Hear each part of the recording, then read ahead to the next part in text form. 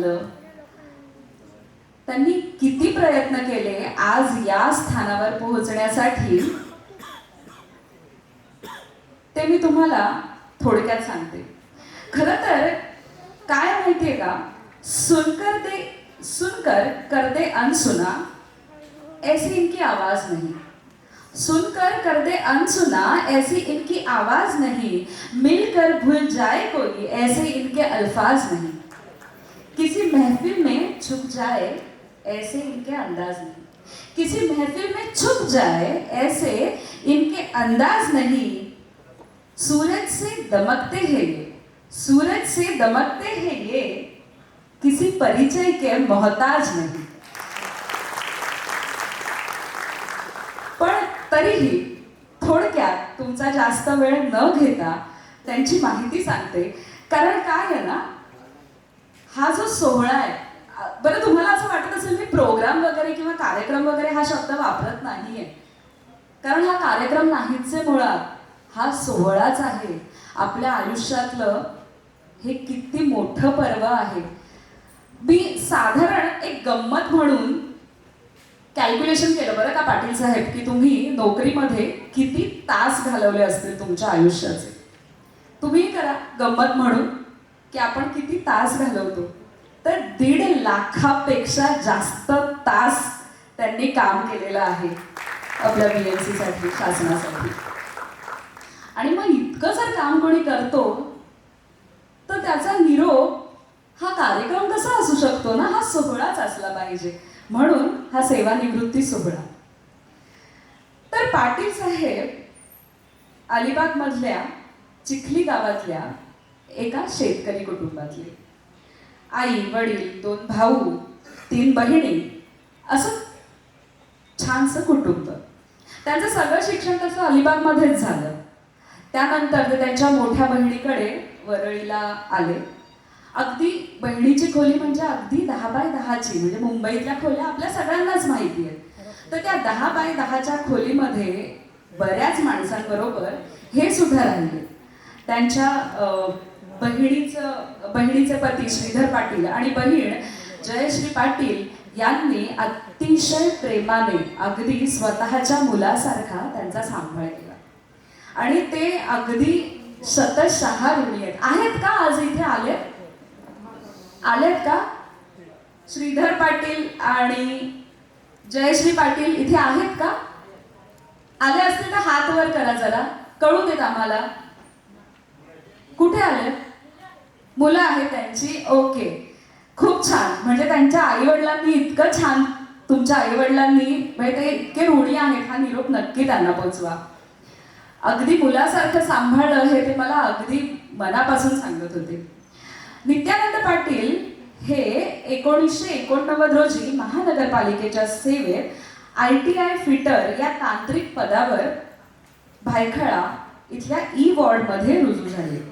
August 1992 रोजी त्यांची पदोन्नती समन्वयक पदावर आरोग्य केंद्र विक्रोळी येथे झाली. या आरोग्य केंद्रात असताना त्यांनी पोलिओ निर्मूलन तसेच लसीकरण, क्षयरोग नियंत्रण, एड्स नियंत्रण यासाठी विशेष काम केले. एड्स नियंत्रणाचे काम करत असताना त्यांना आकाशवाणी मुंबई केंद्रावर मुलाखत द्यायला बोलवलं होतं. आपल्यामध्ये किती जण असतील की ज्यांना हा सुवर्ण क्षण त्यांच्या आयुष्यात लाभला असेल? तुम्ही विचार करा ना. आणि अशा वेळेला जेव्हा एड्स बद्दल कोणालाही माहिती नव्हती, त्यावेळेला त्यांनी रेडिओवर त्यांची मुलाखत रेडिओने घेतली होती. हे किती भारी गोष्ट आहे, यासाठी टाळ्या वाजल्या पाहिजे.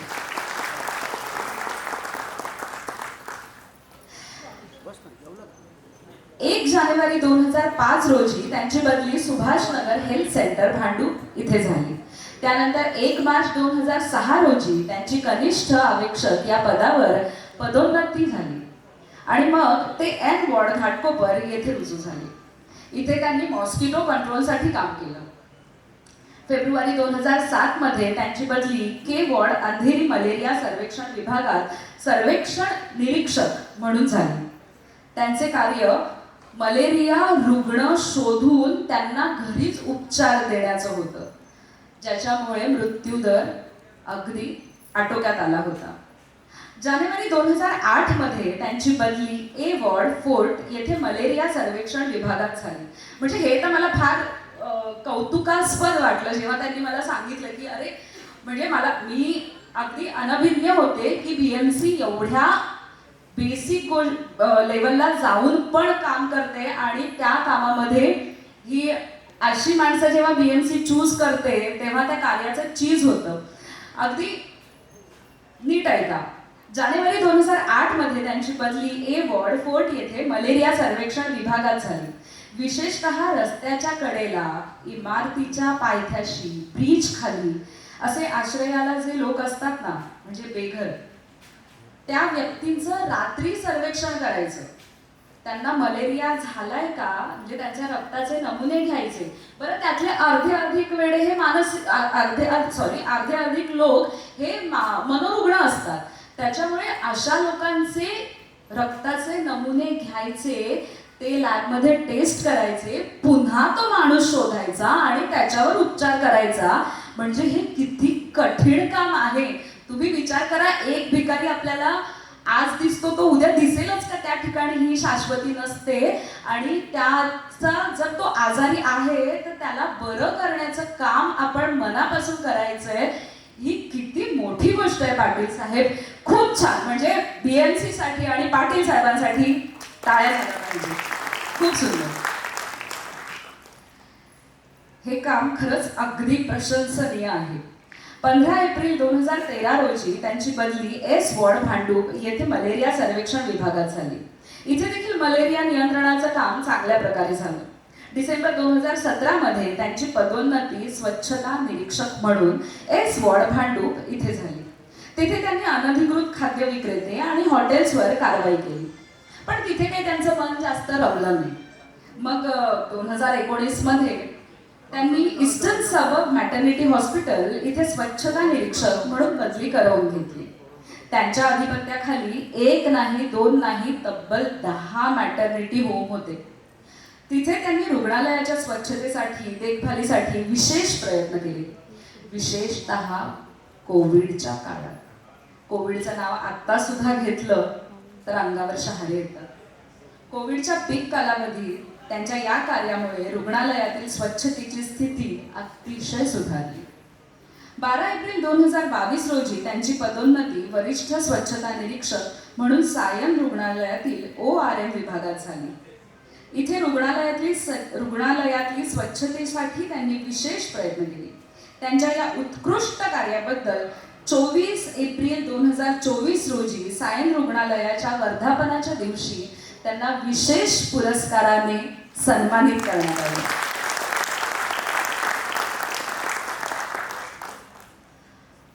आपल्यापैकी आता इथे किती जण आहेत मला माहिती नाही की जे सायन हॉस्पिटलशी निगडीत नाहीये. पण म्हणजे मला असं होतं की अरे बापरे, आता आपल्याला हॉस्पिटलमध्ये जायचंय, सायन हॉस्पिटलमध्ये, आणि जिथे इतके रुग्ण येतात आणि म्हणजे हजारोने लाखोमध्ये इथे लोक येतात आणि ते सगळे शक्यतो बिलो पॉवर्टी लाईन लोक असतात ज्यांना स्वच्छतेचा गंधही नसतो. म्हणजे तुम्ही किती स्वच्छ करा, ते घाण केल्याशिवाय राहणार नाही. अशा ठिकाणी मी आज आले तर म्हणजे मी अशी अगदी विस्मयजनक होते की अरे बापरे, आतमध्ये आल्यावर म्हणजे त्या वॉशरूमचा सोडा पण मेडिसिन्सचा सुद्धा वास होता. म्हणजे हे किती सुंदर गोष्ट आहे. आणि सायन हॉस्पिटलसाठी तुम्ही जे स्वच्छतेचं काम केलंय त्याबद्दल धन्यवाद. खूप छान. श्री नित्यानंद पाटील यांनी आपल्या सेवेतून फक्त आपल्या कामाचेच नाही तर समाजसेवेचे देखील एक उत्तम उदाहरण निर्माण केलंय. साल 2000 पासून त्यांनी राष्ट्रीय कार्यक्रमांतर्गत इलेक्शन ड्युटी, जनगणना, झोपडपट्टी गणना, एड्स नियंत्रण जागरूकता, पूरग्रस्त मदत वाटप, दारिद्र्य रेषेखालील सर्वेक्षण, पोलिओ निर्मूलन, आरोग्यविषयक जनजागृती कार्यक्रम, क्षयरोग नियंत्रण, मलेरिया नियंत्रण यासारख्या विविध कार्यात सहभाग घेतला. जनगणना कार्याच्या वेळेला तर म्हणजे त्यांना किती मोठ्या मोठ्या दिग्गज लोकांना भेटण्याचा योग आला. त्यातले काही लोक रेडिओ की आवाज, कोण बरं? अमीन सयानी. हो ना, म्हणजे आपली सकाळ पूर्वी त्यांच्या आवाजाने व्हायची. तर ह्या कार्यक्रमांतर्गत अमीन सयानी, मुकेश अंबानी, नीता अंबानी, त्यावेळेचे महाराष्ट्राचे सचिव जे.पी. डांगे सर, महानगरपालिकेच्या अतिरिक्त आयुक्त मनीषा म्हैसकर मॅडम, असे बरेचसे IAS अधिकारी आणि कित्येक मोठे मोठे थोर लोक, अशा लोकांच्या भेटीगाठीचा परिसस्पर्श यांना झाला. पाटील साहेब गातात देखील खूप सुरेल. हा म्हणजे इथे किती जणांनी ऐकलंय माहिती नाही, पण त्यांचं गाणं अतिशय सुंदर. त्यांच्या पत्नी सौ राजश्री पाटील या लॅब टेक्निशियन आहेत आणि त्यांची स्वतःची स्नेहल लॅबोरेटरी आहे, ज्या त्या जवळजवळ 1995 सालापासून म्हणजे जवळजवळ 30 वर्ष होतील अगदी नेटाने सांभाळत आहेत. त्यांची मुलगी, आता तर तुम्ही पाहिलं तिला, स्नेहल, ती सुद्धा मास्टर्स केल्यानंतर लॅब सांभाळते, आई वडिलांना सांभाळते, सासू सासऱ्यांना सांभाळते आणि ती उत्तम फोटोग्राफर सुद्धा आहे. ती खूप छान छान इव्हेंट करते, तुम्ही तिला कॉन्टॅक्ट करू शकता नंतर. त्यांचे जे जावई आहेत ते सेफ्टी ऑफिसर आहेत. आणि या सगळ्यातनं दुग्ध शर्करा योग म्हणजे काय असेल बरं? त्यांचं एक परमनंट प्रमोशन झालंय. आता तुम्ही म्हणाल सेवानिवृत्तीच्या वेळेला कसलं आलंय परमनंट प्रमोशन, पण त्यांचं आजोबा म्हणून परमनंट प्रमोशन झालंय. तर असे हे आपले पाटील साहेब. पाटील साहेबांबद्दल जितकं बोलेन, आता मीच जर सगळं बोलले तर तुम्ही लोक काय बोलणार, म्हणून मी माझे शब्द जरा आटोपते घेते.